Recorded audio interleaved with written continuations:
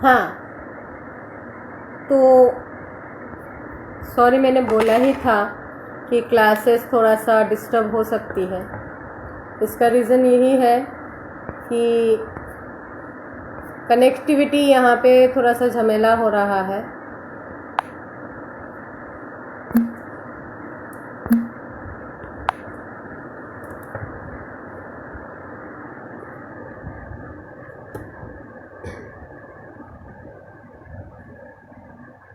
तो हम लोग जहाँ पे थे, सॉरी, क्लास को दोबारा से ज्वाइन कर लीजिए, क्योंकि आप लोगों को पहले ही मैंने बताया था कि हो सकता है क्लास इंटरप्टेड होगा, क्योंकि इसलिए प्रॉब्लम हो रहा है कि यहाँ पे कनेक्टिविटी आज बहुत ही हालत ख़राब है हमारे यहाँ का। तो कनेक्टिविटी बहुत टूटने का बहुत प्रॉब्लम हो रही है। तो हम लोग शायद अगले बार से इसका कुछ और सोचेंगे, जहाँ पे हम लोग इसको आज कुछ ना कुछ करने की कोशिश करते हैं। चलिए, तो हम लोग आते हैं हमारे डिस्कशन पे कि कार्ल जंग एंड सिगमंड फ्रॉइड। तो अगर मैं डेट बैक करती हूँ तो डेट बैक के हिसाब से आप सबको पता ही लग रहा है कि इनके जन्म से काफी हद तक पहले हमारे वेद की संरचना हो चुकी होती है। तो वेद इनसे पहले है या इनसे प्रवीण है, ये बोलने में कोई झिझक हमें होना नहीं चाहिए। अब मैं आपको कुछ चीजें बोलती हूँ जो आपके पिछले क्लास के साथ इस क्लास को कंपेयर करने में बहुत इजी होगी। फ्रॉइड क्या बोलते हैं साइकोडायनामिक्स में कि हमारे मन की 3 स्तर है, जो है pre conscious, conscious and subconscious. Karl जंग इसके साथ हम लोगों को और थोड़ा सा क्या देते हैं कि अनकॉन्शियस एंड इंडिविजुअलिज्म। अब इसको अगर मैं सरल मनस्तिष्क में लेके आती हूँ तो ये हमें क्या देती हैं ना, वही शिक्षित मन या अनकॉन्शियस माइंड, जो मूढ़ा है डिल्यूडेड मन, वो है आपके प्री कॉन्शियस माइंड। विक्षिप्त मन, जो बाद में कार्ल जंग के हिसाब से इंडिविजुअलिज्म में आता है। लेकिन विक्षिप्त मन की परिभाषा और इनडेप्थ है, और कार्ल जंग की जो परिभाषा है वो हाफ कुक्ड है। वो सिर्फ और सिर्फ एक प्रतिलिपि का सिर्फ आधा अंश मात्र है, क्योंकि संस्कृत का जितना उन्होंने ट्रांसलेशन कर पाए थे उतना ही उन्होंने कॉपी एंड पेस्ट किए थे। और मैं ये चीज बोलने में बिल्कुल शर्म नहीं महसूस कर रही हूं कि आप वेस्टर्न कंट्रीज लोग सिर्फ और सिर्फ हमारे हिंदू धर्म का सिर्फ प्रतिलिपि बना पाए हो। आपके खोज कल भी अधूरा था और आज भी आपको आत्म खोज, आत्मदर्शन करने के लिए हमारे इस भारत भूमि के ऊपर निर्भरशील होना पड़ता है। इसीलिए कल भी मेरा भारत महान था और आज भी मेरा भारत महान है। कार्ल क्या देते हैं? कार्ल बोलते हैं आर्चटाइप ऑफ फीमेल, एक मन को और बांटते हुए वो बोल रहे हैं अनीमा। आप देखिए, नाम का स्पेलिंग और नाम का मतलब भी उन्होंने यहाँ पे कॉपी करते हुए कर रहे हैं, अनीमा मन। उसको वो क्या बोलते हैं कि archetype of a male consciousness, female consciousness within a male body. मतलब एक आदमी को के मन के अंदर स्त्री भाव का रहना, इमोशंस, वो डिफाइन कर रहे हैं। हमारे शास्त्र के कॉन्शियसनेस जब वो व्याख्या में आते हैं तो मन के धारणा और मन के भावों की गहराई को समझाते हुए हमारे स्वामी विवेकानंद जी यहाँ पे कहते हैं कि आपके माइंड एंड बॉडी ये अलग नहीं है, ये एक ही है। आपके शरीर और आपके मन ये अलग नहीं है। आपके शरीर और आपके मन को आप अलग कर ही नहीं सकते हो। बहुत नए ज्ञानी लोग आते हैं, वो कहते हैं आपके मन को कंस्ट्रक्ट करो। भाई मन को कंस्ट्रक्ट नहीं किया जाता है, मन को कंट्रोल नहीं किया जाता है, मन को समझने की जरूरत है। अब जब तक आपके मन की भाषा को नहीं समझोगे तब तक आप आपके अंतर्करण को नहीं समझ पाओगे और खुद को जानने से आप कोसों दूर रह जाओगे। और आपकी ये दूरी दिन पर दिन बढ़ता जाएगा, क्योंकि आप आपके मनस्थिति, मनो की दशा और दुर्दशा दोनों से आप अनजान रह जाओगे। उसके बाद वो क्या लाते हैं? अनिमा के बाद वो लाते हैं अमेन्नास। ये क्या है ना? एक स्त्री के भावों के अंदर, एक स्त्री के भावों के अंदर पुरुषाली भाव का वर्तमान होना, the masculinity in a female body और the masculinity in a female emotions. Since वो साइकोडायनामिक्स बोल रहे हैं तो मैं साइकोडायनामिक्स के हिसाब से ही इस बात को लेके आती हूँ। लेकिन हमारे वेदों ने क्या बोला है कि एक शरीर के अंदर आज अगर वो पुरुष की काया में वर्तमान है या कल वो नारी के काया में वर्तमान थी, क्योंकि यहाँ पे पूर्व जन्मवाद आता है जो क्रिश्चियनिटी नेगेट करते हुए बोलते हैं कि पूर्व जन्म नहीं होता है। ये है जुडियो वर्जन ऑफ क्रिश्चियनिटी और प्रोटेस्टेंट क्रिश्चियनिटी जो पूर्व जन्मवाद को बिल्कुल नकार देता है, जो बाद में यहां तक बोलते हैं कि अगर हम लोग ह्यूमन बींग्स को अगर सेग्रीगेट करते हैं तो सेग्रीगेट क्या क्या होगा ना? Vital force, mental force, emotional force and other social forces. मतलब एक हमारे शरीर के बल है, एक मानसिक बल है, ये एक हमारे सांस्कृतिक बल है और दूसरा क्या है? हमारे समाज का एक बल है। भाई एक बात बता दो आप हमें कि आप ये जो बलों का कैरेक्टराइजेशन कर रहे हो, इसके साथ आपके मन का आप जो इक्विलिब्रियम लाना चाहते हो या मन को परिभाषित करना चाहते हो, उसको व्याख्या आप किस तरह से करोगे? क्योंकि इसका व्याख्या आपके पास नहीं है। तो सबकॉन्शियस माइंड का जो हम लोग यूरोपियन फिलोसॉफी समझते हैं या माइक्रोडायनामिक्स समझते हैं, तो ये हमारे वेदों की मेटाफिजिकल एंड मेटाडायनामिक्स में ये बिल्कुल भी फिट नहीं आता है, क्योंकि हमारे वेद इससे कई गुना ज्यादा आगे तक का एक्सप्लेनेशन करते हुए मन का 5 भागों में बांटता है। वो 5 भाग क्या है ना? क्षिप्त मन या क्षिप्त मन, इसका मतलब है वो मन जो एक जगह से दूसरी जगह का अवगामन करता रहता है। जैसे कि आप अगर एक जगह में बैठ रहे हो तो अगले पल ही आपका मन पहुंच जाता है आपके बेटे की पढ़ाई क्या चल रहा है, या गैस के ऊपर शायद आपने कुछ बैठा के रखे हो तो उसको पहले देखना है। ये आपका क्षिप्त मन है। उसके बाद आता है मुद्दा मन या डिल्यूडेड मन। जब आप क्षिप्त मन को अपने वश में लेके आते हो या उसको सहला लेते हो, उसको समझा लेते हो कि भाई ऐसा नहीं करते हैं, थोड़ी देर आप मेरे साथ बैठ के बात कर लो, थोड़ा सा भगवान का चिंता कर लो या थोड़ा सा कुछ एक एकाग्र मन से पढ़ाई कर लो, तो वो डिल्यूडेड हो जाता है। डिल्यूशन का मतलब क्या है? डिल्यूशन का मतलब ये है जो वो नहीं है उस चीज को वो सोचने लगते हैं।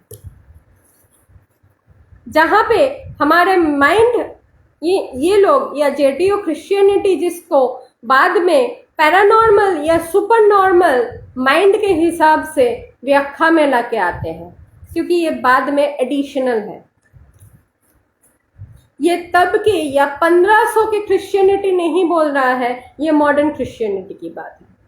मैं आज बहुत इसका स्केलिंग करके बताऊंगी, क्योंकि किसी ने मुझे पिछले बार थोड़ा सा इंस्टिगेट किया है कि आप सिर्फ और सिर्फ अपने धर्म का व्याख्या दे रहे हो, तो आज उनको भी उनके धर्म का व्याख्या के साथ मेरी धर्म का व्याख्या दूंगी। मैं जनरली किसी को कभी बड़ा या कभी छोटा नहीं व्याख्या करती हूँ, लेकिन मैं ये बोलती हूँ कि मेरा धर्म जो है, मेरा सनातन धर्म जो है, वो संपूर्ण है। और पूर्ण धर्म में इसको इसीलिए बोलती हूँ क्योंकि आपके धर्म में जो है वो हमारे धर्म की सिर्फ कॉपी पेस्ट है। आपको जितना उसका ट्रांसलेशन मिला था आपने उसको अपने भाष्य के हिसाब से डाल दिए हो। जैसे आइंस्टाइन में एक जगह पे लेके आते हैं कि awaken mind, dream state and deep sleep state. लेकिन आप हमारे वेद में चले जाओ वापस और आपको दिखेगा एकम सत्य विप्र बहुधा विद्यांति। आपके सत्य एक ही है लेकिन आपके मन की विविधता बहुत है। आपके मन के अंदर की स्लिट्स जो है, जो पर्दे हैं, इसीलिए गुरु बोलते हैं पर्दे उठाते रहो। कथावाचक हमारे बोलते हैं पर्दे उठाते रहो। जिस कथावाचकों को आप आज के डेट में बोलते हो कि 10 लाख रुपए लेते हैं और कथा सुनाते जाते हैं, अगर 10 लाख रुपए लेना है तो हम आपके कथा क्यों सुने? एक बार सुनो, एक बार मनन करो वो क्या बोल रहे हैं। अगर वो आपको ज्ञान देने के लिए, आपको इंस्ट्रूमेंट देने के लिए जिससे आप अपने आप को पहचान सकते हो, आप अकेले अपने जेब से 10 लाख रुपए नहीं दे रहे हो किसी को। गुरु को अगर 10 लाख रुपए दक्षिणा देने में आपको झमेला हो रहा है तो पब में जाके पैसा उड़ाने में भी आपको झमेला होना चाहिए। या अपने कुछ अच्छे से सामग्री खरीदने के लिए जो पैसा आप नष्ट कर देते हो उसके ऊपर हम भी आपके ऊपर आलोचना कर सकते हैं कि ये तो नश्वर है, किस लिए खरीद के ले आ रहे हो। इसलिए कभी एक ही धर्म में रह के दूसरे को ढीला मत फेंका करो। स्पेशली फेसबुक में मैं ये बहुत देखती हूँ। आप आपके ही धर्म में रह के, शायद ये एकलौता धर्म है हमारे ये भूमि का जो आप खुद के ऊपर उंगली बहुत ज्यादा उठा देते हो। कभी ये नहीं देखते हो जब आप ये उंगली उठा रहे हो ना तो 3 उंगली आपके ऊपर उठ रहा। बहुत बचपन से हम लोग एक बात सुनते हैं, ऊपर को थूकोगे तो वो अपने ऊपर पड़ेगा। शास्त्र का कथावाचकों का किस लिए प्रयोजन पड़ रही है? आप खुद शास्त्र क्यों नहीं पढ़ते हो? ऐसा तो है नहीं कि वेद का ट्रांसलेशन नहीं मिलता है, ऐसा तो है नहीं कि शास्त्र का पाठ आप पाठोद्धार नहीं कर सकते हो। शास्त्र क्यों नहीं पढ़ते हो? क्यों पहुंच जाते हो दूसरों के पास?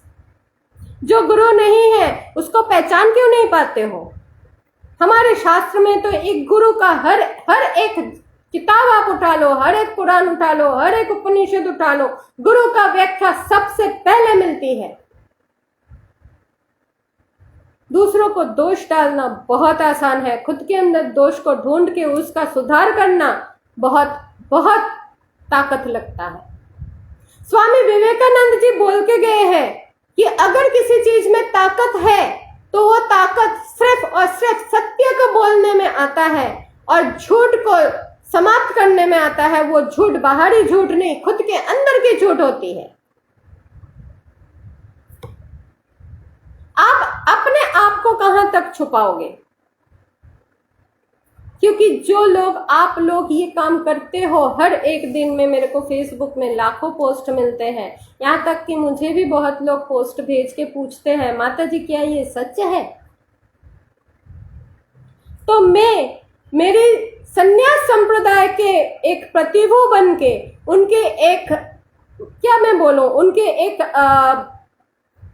सिस्टर डिजाइपल बन के मैं आज आपको जवाब दे रही हूं कि वहां तक आने की नौबत क्यों देते हो? चीजों को इतनी बिगड़ने क्यों देते हो? उससे पहले उसकी रक्षण क्यों नहीं करते हो? क्योंकि आपके पास वो अस्त्र है, आपके मन के अंदर वो अस्त्र है जिसको हम लोग निरुद्ध मन बोलते हैं, जो रिस्ट्रेन करता है। मतलब आपके मनोदशा को रोकने के लिए प्रभु ने आपको सबसे पहले ये औजार आपके मन के अंदर देके भेजे हैं, जिससे आप एक शक्त मन को या एक मूढ़ा मन को या एक विक्षिप्त मन को आप अपने काबू में लेके आ सकते हो। उस मन का नाम है निरोध मन। कम से कम 3 पर्दा उठाना पड़ता है, अपने ऊपर कार्यरत रहना पड़ता है। कार्य करना पड़ता है, हर एक पल स्वाध्याय की जरूरत होती है। क्योंकि हे आत्मीय परिजनों, बस इतना याद रखना कि दुनिया में हर किसी से आप छुप सकते हो, लेकिन अपने नजरिए में आप छुप नहीं सकते। आप अपने आप को, भूकंप हो रही है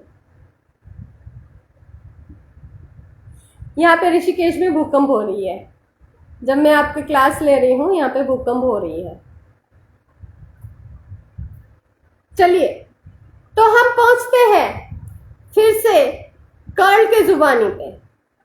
फिर वो कहते हैं, उनके थर्ड हिसाब से है सेल्फ या टोटैलिटी। बहुत हंसी आती है, आपको पता है, क्योंकि पतंजलि ने क्या बोल के गए हैं टोटलिटी पे। पतंजलि की मृत्यु के करीब करीब 500 साल बाद ये कार्ल जंग वापस आते हैं और कार्ल जंग कहते हैं कि माइंड के मेटाडायनामिक्स मैंने लिखा है, मैंने बनाया है। आपसे लिखने से पहले पता नहीं हमारे कितने ऋषियों ने लिख के गए हैं कि आपके मन में जितने जो कुछ है वो यहाँ पे हम लिख के जा रहे हैं, और मन को आप कैसे एकाग्र करोगे वो भी हम आपको सिखा के जा रहे हैं। इसलिए 8 स्टेप की एक योगा का पूरा डायनामिक्स बनाया गया है, जो आज तक वेस्टर्न फिलोसॉफी ने नहीं ले पाया है, और हमारे योग को योगा बना के अपने एक एक चैप्टर्स कुछ ना कुछ एक एक दिन में रेसिपीज बनाते रहते हैं।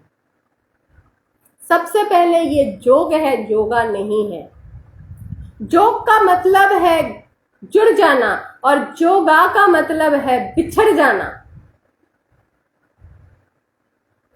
और ये हर कथावाचक आज के डेट में अपने डायस से बार बार बोल रहे हैं। योगा को जोग को जोगा और राम को रामा बोलना जिस दिन आप बंद कर दिए, कृष्ण को कृष्णा बोलना जिस दिन आप बंद कर दोगे, उस दिन आपके संस्कृति का ये अंधाधुन कॉपी एंड पेस्ट बंद हो जाएगा। और मैं यह आपको गारंटी के साथ कह सकती हूं। जो लोग आपको आपके धर्म का व्याख्या देते हैं, कभी उनके ऊपर एक बार उंगली डाल के देखिए, उन लोगों को कैसा लगता है। आज के डेट में आप लोग सब एक्टिव रहते हो, ये काम क्यों नहीं करते हो? ये धर्म का सेवा है, ये स्वार्थमय, ये निस्वार्थ सेवा करके देखो।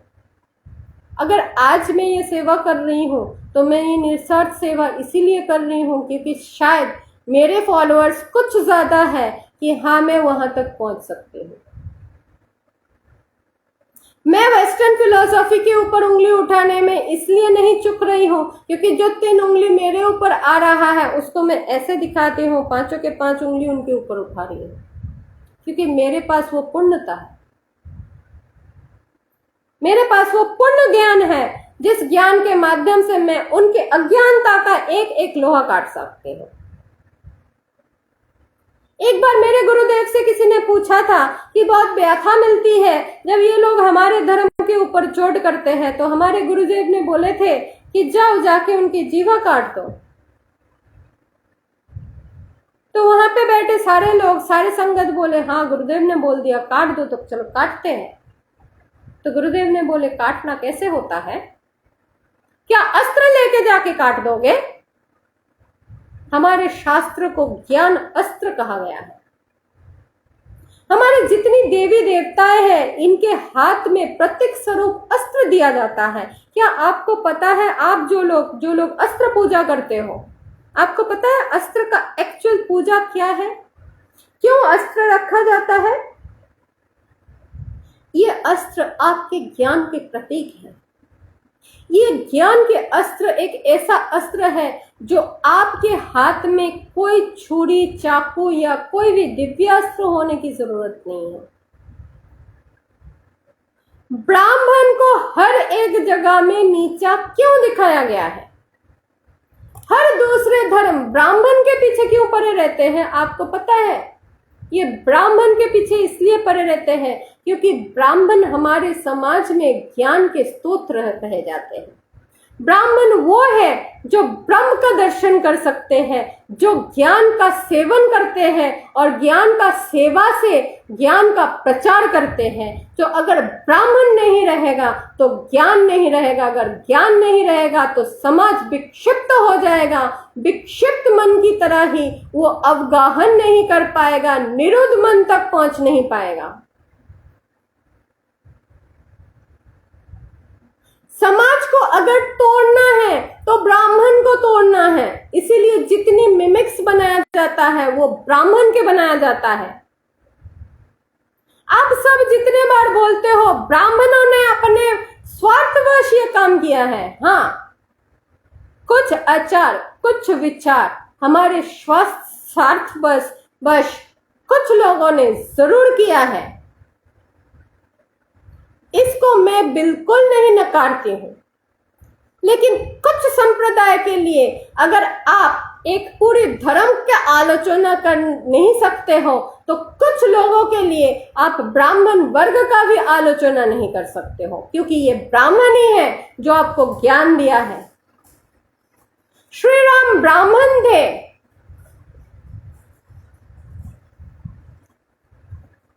क्यों मैं बोल रही हूं वो ब्राह्मण थे? आप अभी बोलोगे वो क्षत्रिय थे।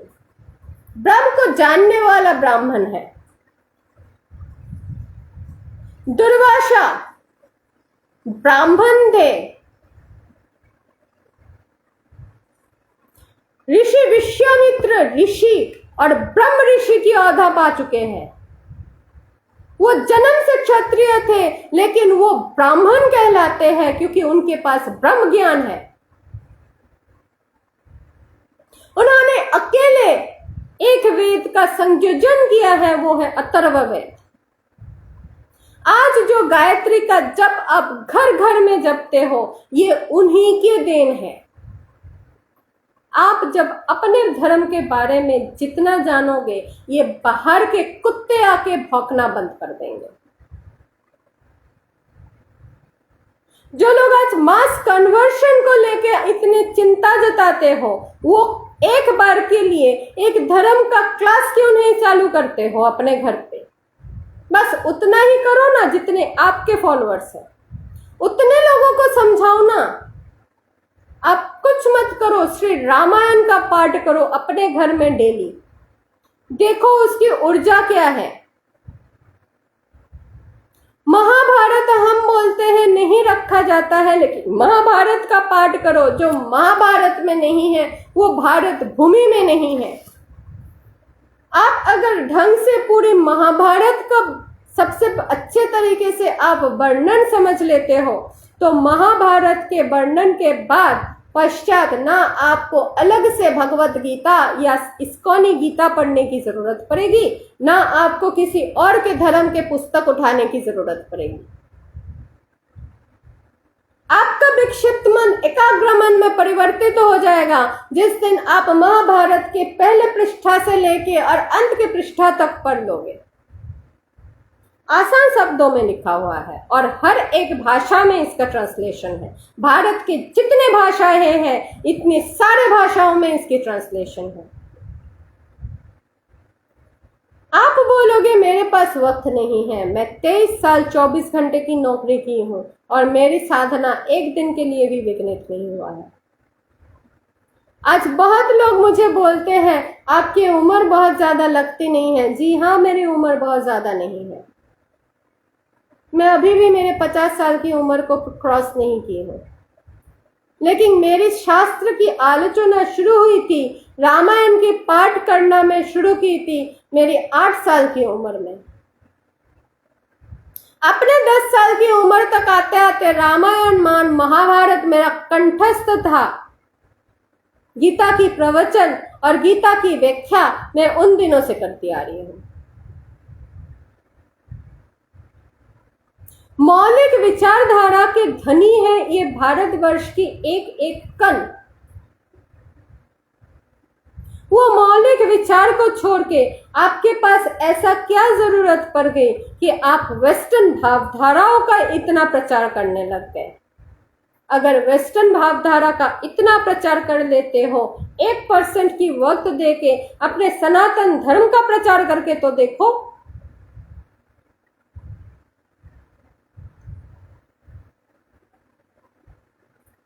आज की क्लास में आप लोगों के पास इतने ही रखूंगी और माइंड को हम लोग यहीं पे करते हैं क्लोज। और अगले बार में हम लोग उस स्टेट में आलोचना करेंगे, द लास्ट 3 stages ऑफ समाधि, that is dream state, conscious state and deep sleep या तूर्य स्टेट। बाकी बस मेरा इतना ही भाग रह जाता है पतंजलि योगा सूत्र को आप लोगों के सामने रखने का, जो मैं अगले क्लास में समाप्त कर दूंगी। तो अगले क्लास को आप सब लोग बहुत अच्छे तरीके से सुनिएगा और ये क्लासेस के लिंक आप लोग ज़रूर शेयर कीजिए। जो मेरे बंगाली मित्र हैं उन सबको पता है कि हाँ, कल हम लोग गीता के भाष्य लेके आएंगे हमारे बंगाली ग्रुप में। अगर आपको जुड़ना है तो ज़रूर मेरे फेसबुक में लिंक में आप DM में लिंक मांग सकते हैं।